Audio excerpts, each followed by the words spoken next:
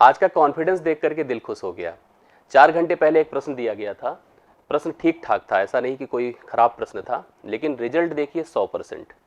तो कल तो जैसे हम लोगों ने एक डिस्कशन किया जिसमें हमने देखा कि जो गलत करने वालों का परसेंटेज था वो बहुत ज़्यादा था। आपने देखा था कि 80% से अधिक लोगों ने गलत किया था, 18% 10% लोग के आसपास लोगों ने सही किया था। लेकिन आज जब मैं देख रहा हूँ कि बाकी सारे ऑप्शन 0 परसेंटेज हैं, केवल एक ऑप्शन ऐसा है जो कि आपका यहाँ पर आंसर में है और रियलिटी में देखा जाए तो वही सही उत्तर भी है।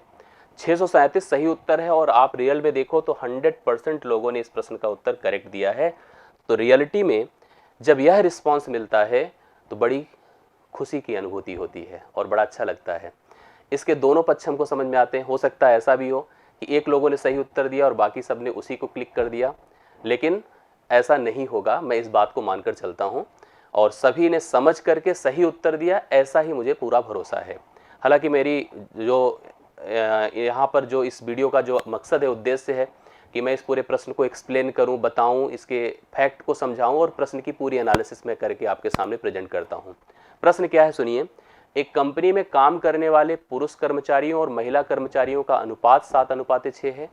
अगर कंपनी में कार्य कर रहे पुरुष कर्मचारियों की संख्या चौथी सबसे छोटी अभाज्य संख्या का घन है। ये है सबसे बड़ी बात। तो कंपनी में काम कर रहे कर्मचारियों की कुल संख्या ज्ञात करो। तो मतलब प्रश्न में 2-3 चीज़ों की आवश्यकता है। अगर आप सोचो तो नंबर सिस्टम में आपको प्राइम नंबर की भी इंफॉर्मेशन होना चाहिए, क्यूब का भी कॉन्सेप्ट क्लियर होना चाहिए और साथ साथ रेशियो का भी उपयोग आपको समझ में आना चाहिए। अंग्रेजी में भी पढ़ लीजिए। The ratio of the male employees to the female employees in working in a company the 7:6 if the number of male employees working in the company the cube of the fourth smallest prime number then find the total number of the employees working in the company. सबसे पहले तो ratio समझ लो कि mail और female का जो ratio दिया है वो कितना दिया है, 7:6। मतलब 7 अगर पुरुष है तो 6 महिलाएं हैं। दूसरी सबसे बात, अगर कंपनी में कार्य कर रहे पुरुष कर्मचारियों की संख्या, जो पुरुष कर्मचारियों की संख्या है वो पुरुष कर्मचारियों की संख्या लिखा है चौथी सबसे छोटी अभाज्य संख्या का घन है। चौथी सबसे छोटी अभाज्य संख्या का घन है। अब जब भी मैं कभी अभाज्य संख्या पढ़ाता हूं तो मैं सबसे पहले आपसे पूछता हूं कि अभाज्य संख्या की डिफिनीशन के बाद आप मुझे बता दो कि अभाज्य संख्याओं की शुरुआत या प्रथम 5 अभाज्य संख्याएं बताइए। इसका कारण ये होता है कि अक्सर लोग कंफ्यूज होकर के एक को अभाज्य संख्या बता देते हैं।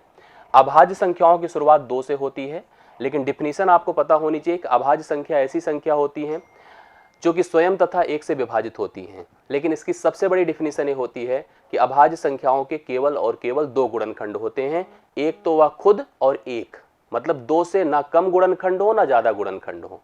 जब एक की बात आती है कुछ लोग भ्रम देते हैं कि एक क्यों नहीं, इसलिए क्योंकि एक के पास केवल एक ही गुणनखंड होता है। तो अभाज्य संख्याओं की शुरुआत हमेशा 2 से होती है, लेकिन याद रखिएगा 2 एक इवन नंबर है तो अभाज्य संख्याओं की शुरुआत पहली सम संख्या से होती है जो काउंटिंग में है। अगली अभाज्य संख्या 3 होगी, फिर 5 होगी, फिर 7 होगी। आपने नोटिस किया चौथी है, फोर्थ प्राइम है, स्मॉलेस्ट में अगर देखा जाए this is the fourth prime number. इसका मैं अगर क्यूब करूं तो क्यूब भी मैंने स्पष्ट आपसे किया है कि हमेशा याद रखिएगा कम से कम 20 से 25 तक।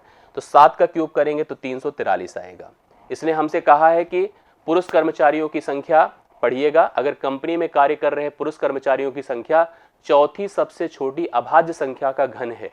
मतलब ये तो अनुपात है और अगर संख्या की बात किया जाए तो सबसे छोटी अभाज्य संख्या जो चौथे नंबर पर है 7 का क्यूब है, अर्थात यह 343 है। पुरुष कर्मचारियों की संख्या 343 है जो कि रिलेटेड है 7 से, तो 7 का मान यहाँ पर 343 है। अब हमसे इसने पूछा है कि कंपनी में कार्य कर रहे कुल कर्मचारियों की संख्या बताएं। अनुपात के हिसाब से देखा जाए तो कुल कर्मचारी 7 और 6 मिलकर के अनुपाती पदों के अकॉर्डिंग 13 होंगे। तो 7 का मान अगर 343 है तो 13 का मान क्या होगा, 7 से डिवाइड करिए 49 आएगा, 49 को 13 से गुणा करिए, 13 9 117, कैरी 11 होगा, 13 चौके 52 और 52 में अगर 11 जोड़ेंगे तो 63 अर्थात 637 आएगा। मतलब आप सभी लोगों ने, जितने लोगों ने 100% उत्तर दिया है, 637 एकदम बधाई के पात्र हैं।